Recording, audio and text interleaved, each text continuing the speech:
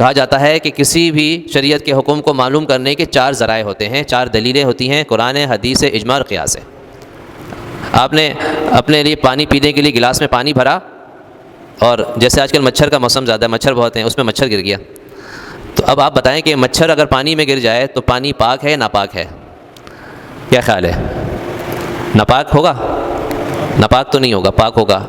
اب میں آپ سے پوچھوں کہ بھئی کہیں قرآن میں نہیں، حدیث میں مچھر کا کہیں ذکر نہیں آتا کہ پانی میں گر جائے، اب کیا کرنا پڑے گا؟ اب ہم دیکھیں گے کہ حدیث میں اس جیسا کوئی حکم ہے؟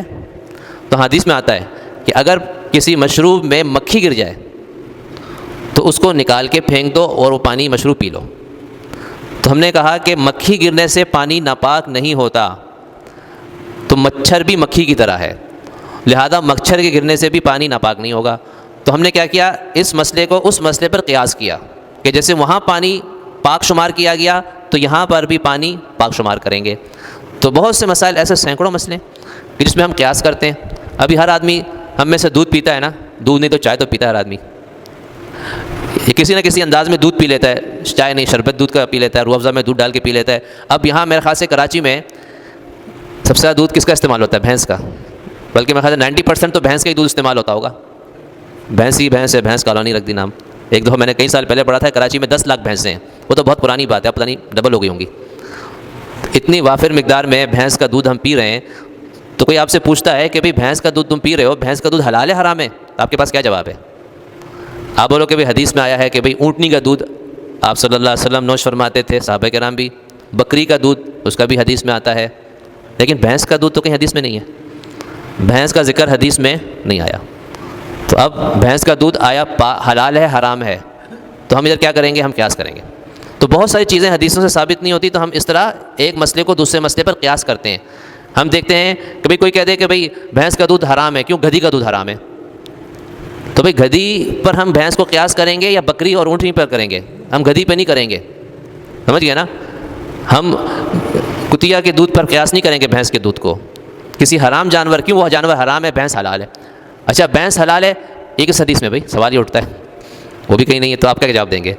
آپ نے تو کہہ دیا بھئی بھینس حلال ہے اس لیے ہم اس کا دودھ پیتے ہیں، گدھی حرام ہے اس لیے دودھ نہیں پیتے۔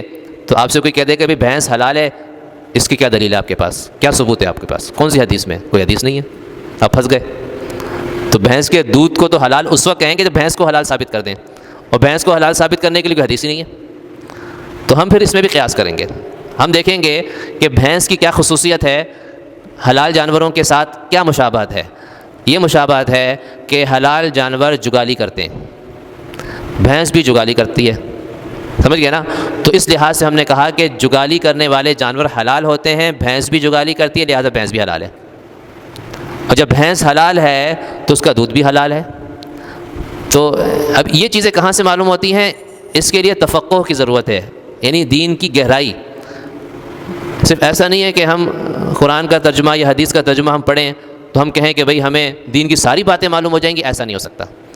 اس کے لیے پھر ہمیں کسی نہ کسی کے پیچھے چلنا پڑے گا، کسی اللہ والے، کسی ایسے جو جن کی دین کے علوم کے اندر گہرائی ہوتی ہے، ان سے معلوم کرنا پڑے گا۔ واتبعوا من اناب الیہ واتبعوا سبیل من اناب الیہ، اللہ نے قرآن میں فرمایا کہ اس کی اتباع کرو جو میری طرف رجوع کرنے والا ہے، ایسے شخص کی